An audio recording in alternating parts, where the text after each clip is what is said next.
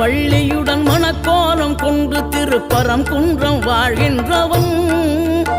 நீ தேவர்களை காத்திடவே வீரமுடன் வேலெடுத்து செந்தூரில் ஆழ்கின்றவன்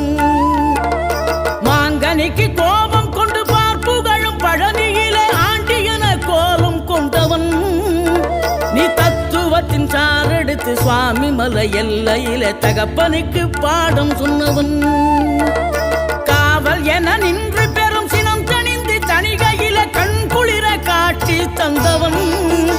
நீ பாங்குடனே கருள் தரவே பழம் முதிரும் சோலையில பரஞ்சோதியாய் நின்றவன் பரஞ்சோதியாய்